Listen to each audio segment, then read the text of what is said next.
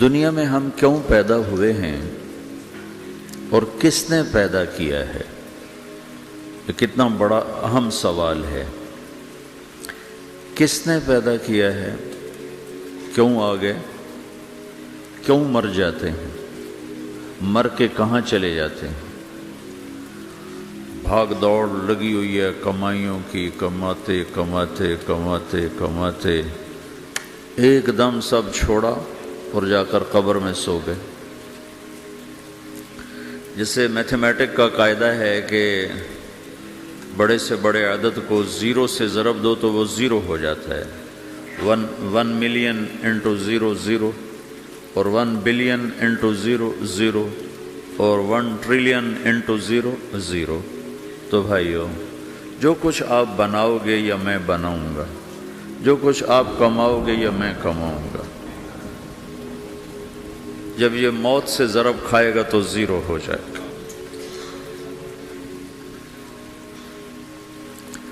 عزت، شہرت، دولت، بلندی انٹو موت زیرو، گمنامی، فقر، ذلت، پستی موت سے ضرب زیرو، حکومت، وزارت، صدارت موت سے ضرب لگی زیرو، جھونپڑا، بیماری، غربت ضرب موت زیرو۔ میں مکہ میں تھا جب ملک فہد مرحوم فوت ہوئے۔ ملک فہد کی بڑی خدمت ہے مسجد نبوی اور حرم کے لیے۔ تو عصر کے بعد جنازہ تھا غائبانہ، تو وہاں اعلان ہوتا ہے الصلاۃ علی المیت۔ جب وہ جنازہ ہوتا ہے تو کہتے ہیں بھائی میت کی نماز کے لیے سب تیار ہو جاؤ۔ تو میرے ذہن میں تھا کہ آج ان کا بادشاہ مرا ہے، اس کو کیا کہیں گے؟ تو عصر کے بعد میں کان کھڑے کر کے بیٹھا ہوا تھا کہ اب یہ کیا اعلان ہوگا۔ ہر نماز کے بعد تو ہم اعلان سنتے ہیں الصلاۃ علی المیت، مردہ کی نماز پڑھو بھائی۔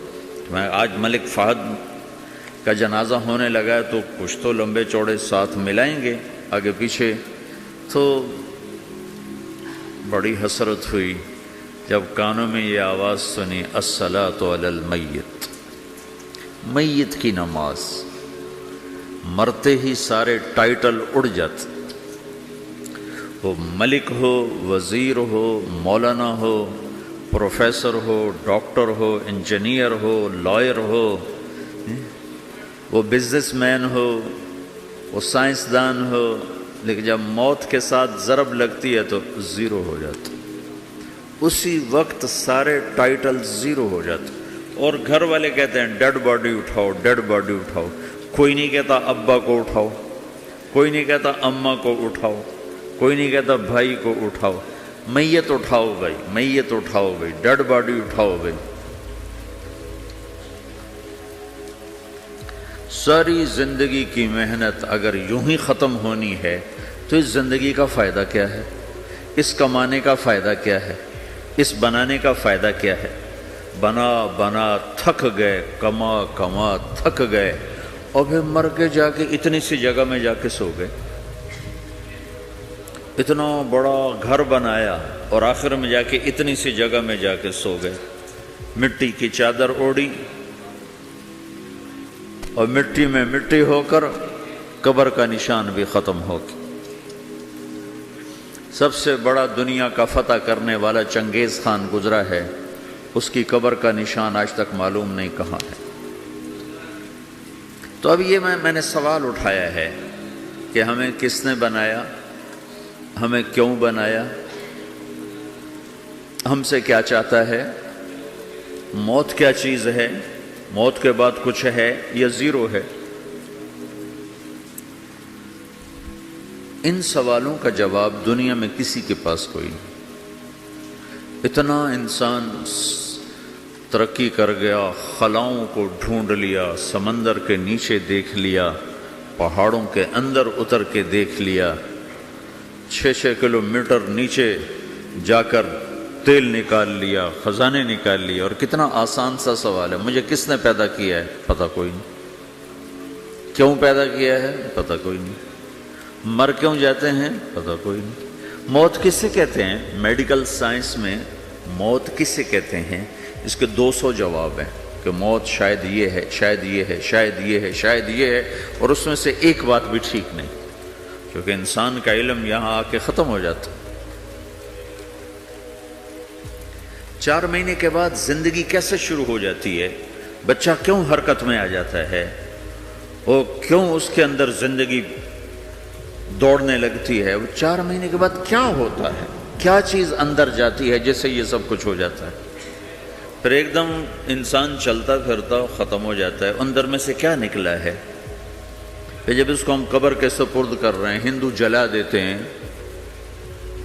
ہم زمین میں دفن کر دیتے ہیں، یہودی عیسائی زمین میں دفن کرتے ہیں، ہندو جلا کے راکھ بنا دیتے ہیں، سکھ جلا دیتے ہیں، تو یہ سب کہاں چلے جاتے ہیں؟ راکھ بن کے اڑ گئے، کہاں گئے؟ مٹی میں جا کے بھی مٹی ہو گئے، کچھ عرصے کے بعد قبر کھودو تو تھوڑی سی مٹی پڑی ہوگی اور کچھ بھی نہیں۔ تو اتنے بڑے اہم سوالات ہیں، ان کا جواب ڈھونڈے بغیر اگر مر گئے تو بڑے گھاٹے میں جائیں گے۔ جو لوٹ آئیں تو کچھ کہنا نہیں، بس دیکھنا انہیں غور سے، جنہیں منزلوں پہ خبر ہوئی کہ یہ راستہ کوئی اور تھا۔ ساری زندگی چل چل چل چل چل، جب پہنچے جسے منزل سمجھا تھا وہاں پہنچے تو پتہ چلا میں تو غلط آ گیا، واپس جانے کا وقت ہی کوئی نہیں، شام ہو چکی۔ تو بھائیو، ان سوالوں کا جواب بنانے والے نے خود دیا ہے۔ اتنی بڑی کائنات ہے، کس نے بنائی؟ اتنے بڑے دو بڑے سمندروں کے کناروں پر آپ بیٹھے ہوئے ہیں، ایک طرف آپ کے پیسیفک ہے، ایک طرف آپ کے اٹلانٹک ہے، یہ کس نے بنایا ہے؟ اور کون اتنے بڑے پانی کو اچھلنے سے روکے ہوئے ہے کہ اتنا سا تو پاناما ہے، 80 مائل کی چوڑائی ہے، سمندر کی ایک موج ادھر سے آ جائے تو یہ ختم ہے، ادھر سے آ جائے تو یہ ختم ہے، تو کون ہے جو موجوں کو کنارے پہ آ کے روک دیتا ہے، آگے نہیں بڑھنے دیتا؟ کس نے یہ سارا نظام بنایا ہے؟ تو یہاں آ کر انسانی علم ختم ہے، اسے سمجھ میں نہیں آتا کہ یہ کون ہے بنانے والا۔ تو اس کا جواب اللہ دیتا ہے، ان ربکم اللہ، تمہارا رب اللہ ہے، الذی خلق السماوات والارض فی 6 ایام، جس نے تمہیں بنایا اسی نے زمین آسمان کو بنایا، یغشی اللیل النہار یطلبہ حثیثا، جس نے تمہیں بنایا اسی نے دن رات کو بنایا، آگے پیچھے چلایا، الشمس والقمر والنجوم مسخرات بامرہ، جس نے تمہیں بنایا اسی نے سورج چاند ستاروں کو بنا کر اپنے تابع کر لیا، الا لہ الخلق والامر، غور سے سنو، بنانے والا بھی اللہ ہے اور حکومت کرنے والا بھی اللہ ہے، فتبارک اللہ رب العالمین، وہ رب ہے ساری کائنات کا بنانے والا جس نے یہ سب کچھ بنایا ہے۔ پھر میری باری آئی، مجھے کس نے بنایا ہے؟ آپ کو کس نے بنایا ہے؟ مجھے ملتان پاکستان میں پیدا کیا، آپ کو پاناما میں پیدا کیا، یا گجرات ہندوستان میں کراچی میں پیدا کیا، کون ہے؟ تو میرا اس کا جواب بھی میرے اللہ نے دیا، وَلَقَدْ خَلَقْنَا الْإِنسَانَ مِنْ سُلَالَةٍ مِّن طِينٍ ثُمَّ جَعَلْنَاهُ نُطْفَةً فِي قَرَارٍ مَّكِينٍ ثُمَّ خَلَقْنَا النُّطْفَةَ عَلَقَةً فخلقنا العلقة مضغة فخلقنا المضغة عظاما فكسونا العظام لحما ثم أنشأناه خلقا آخر فتبارك الله أحسن الخالقين۔ اس کا جواب بھی اللہ نے دیا کہ میں نے تمہیں مٹی سے نکالا غذا کی شکل میں، پھر غذا سے نکالا ایک قطرے کی شکل میں، ایک قطرے کی شکل میں، پھر اس کو میں نے ماں کے پیٹ میں ٹھکانہ دیا ایک نطفے کی شکل میں، ایک جونک کی شکل میں، ایک لوتھڑی کی شکل میں، اس میں ہڈیوں کو پرویا، ہڈیاں ڈالی، اس پر روپ بنایا۔ تم روشنی میں چیز بناتے ہو، تمہارا رب 3 اندھیروں میں بناتا ہے، اور ایک وقت میں کروڑوں بچے بنا رہا ہے، کسی ایک کا آئی شیڈ دوسرے کے ساتھ مل نہیں رہا، کروڑوں بچے بنا رہا ہے، کسی ایک کے کان دوسرے کے کان کے جیسے نہیں بنا رہا، کسی ایک کی انگلی دوسرے کی انگلی جیسی نہیں بنا رہا، ہر ایک الگ الگ بنا رہا ہے، حتیٰ کہ اندر کا جو سسٹم ہے وینز کا، وہ بھی ہر ایک کے الگ الگ اللہ تعالیٰ نے راستے بنائے ہیں، کسی ایک کا بھی اندر کا سسٹم بھی ایک جیسا نہیں بنایا۔